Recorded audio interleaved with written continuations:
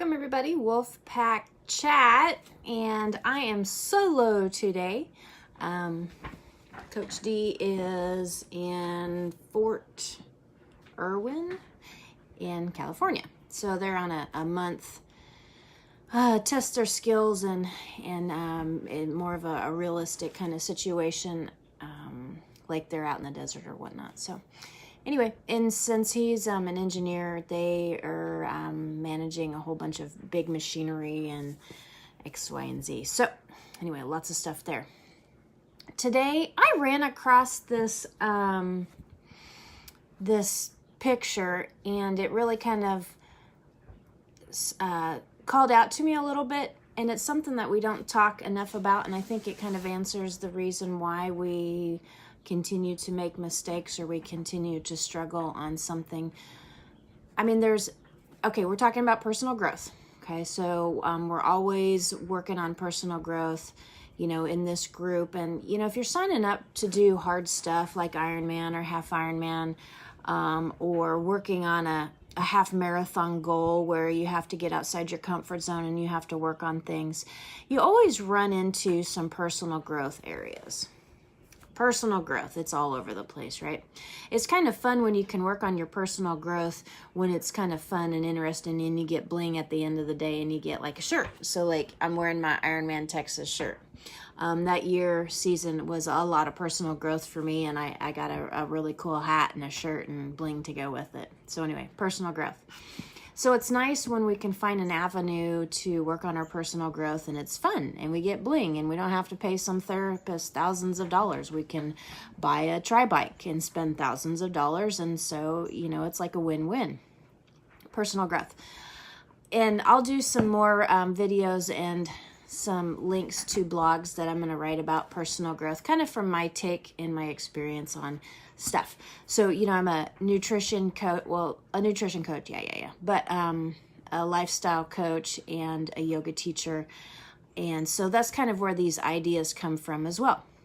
And being a good coach and learning about things and how to help you guys learn and make some changes is partly why all the coaches in the Wolfpack work hard to always improve and be better, because we're trying to help you guys do epic stuff. So there's this idea in personal growth, and I think it's one of the reasons why we kind of stumble and we don't really solidify growth quick and fast, is because if you think about it like a caterpillar and a butterfly and the cocoon in the middle. The next blog that I'm going to write is going to be on, dealing with when you're in the cocoon, it's kind of dark, or, you push the seed down in the dirt and it's dark and you don't see a lot of things, but things are happening. This talk is on what happens, after the caterpillar has been in the cocoon for a while and done most of its metamorphosing or its change, and it is beginning to emerge from the cocoon. And it is now completely different. The caterpillar has metamorphosized, changed, evolved into a butterfly, completely different. One has a whole bunch of legs and crawls around on the ground, and one has wings and flies. Super duper cool idea. And, we don't generally go through our personal growth that quick. Sometimes we do. Ours is a little more in stages. And so, there's, for us, there's series of getting back in the cocoon, making changes, X, Y, and Z. But that moment where, you're coming out of the cocoon and you have these wings, you don't know what to do with them. You don't know what this flying business is. All you can tell is sort of from what you knew prior. You look down and you knew before when you were a caterpillar and had a whole bunch of legs that, if you were up this high anyway, you're going to get eaten by a bird. But, the ground is way far down there. And so with these new wings, it's super duper uncomfortable. You have to challenge some of the beliefs that were old that, maybe aren't quite true anymore. That in and of itself is super duper hard. You work on something, you're gaining some new knowledge, some new things to put into your soul, and your past beliefs might not actually be true anymore. And that's kind of hard to deal with, coming out of that cocoon and trying to figure out what this version is of yourself. What can I do? How do I operate? How do I talk to people? What different things are good? What's uncomfortable? It's just super duper uncomfortable and can be challenging and can be scary. And if you're like me and afraid of making some mistakes because, there's some things on the line, can make it really difficult. So this awareness and this acknowledgement of this kind of phase in personal growth, it's very emotionally and spiritually intelligent to understand this point, to be aware of it, to know that, you're working on some things, you're doing this, you're doing that. An example, my childhood was not easy, and I have been dragging around baggage from that. And, that's a lifetime of shedding things and evolving and whatnot. Kate and I always talk about, Kate 3.0, Kate 4.0. We're always evolving and always, moving into that next best version of ourselves. So right now, I am reading this book. I stumbled upon this author, and it's 21 Days to Forgiveness. And it says 21 days to forgive everyone for everything.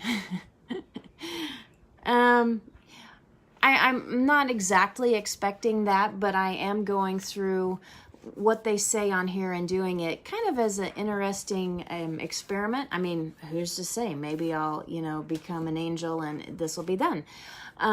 Or just pick up some things and how to be a better human being. Anyway, so in the yoga world, we talk about this. In the lifestyle coaching, we talk about this. When you're working on things, there will come a point where you will be really uncomfortable and you're not quite sure the newness of it. And the people around you are not sure either. And just this kind of real uncomfortable place. And that's where I think we kind of get off track sometimes because we veer away from it. We are really good at veering away from uncomfortable. It's part of kind of Darwin and how we deal with survival of the species. Things, you have this mechanism in you that if things are comfortable and kind of what you're used to and you're still living and breathing, that it's a good thing. But change is hard and change is constant and change is a fact. So if we develop this skill of learning how to be aware of this point and learning how to manage it a little bit, we can move through these phases a little bit better. So yeah, you're gaining the personal growth and you're doing that side, but you're also kind of doing it a little more efficiently, effectively, because you kind of understand what's going on. And so, like for me, I fully expect to, and I write things down in this book. Becky would freak out, but I write in my book. And I fully expect to have things come up, and I'm probably not going to like it. And it's going to be super duper uncomfortable, especially considering the fact that some of it's probably going to have to do with, childhood and stuff like that. And so knowing that, being aware that when I get done with this 21 days, I might be a little confused and a little unsure, and things might be a little uncomfortable with whatever newness is coming. The thing to do with the awareness is key, and what to do with that, there are some very tangible things that you can do to learn how to go through this well.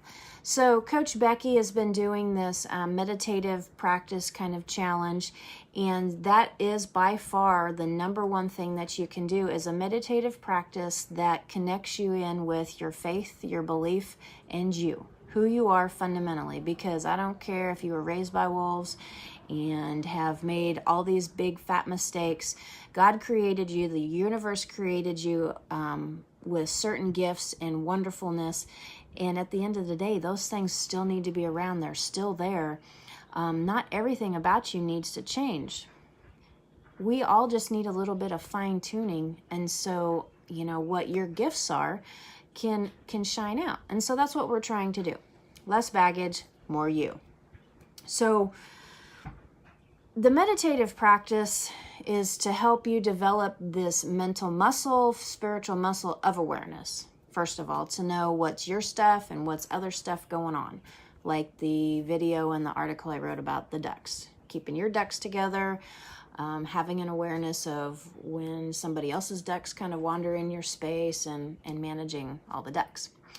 But meditation or whatever, drawing, I draw a lot, I read and journal a lot. That practice can help you develop more mental, emotional, spiritual skills, strength, intelligence in order to be more aware of what's going on, and then to keep you connected in with you and what you believe in. God, if you believe the universe has your back, all of those things, whatever it is, like your higher power. The meditative practice helps you to stay connected with that. And so when you're working through these changes and you get to the point where you're kind of breaking out of the cocoon and you're like, well, I don't know what to do with these things called wings.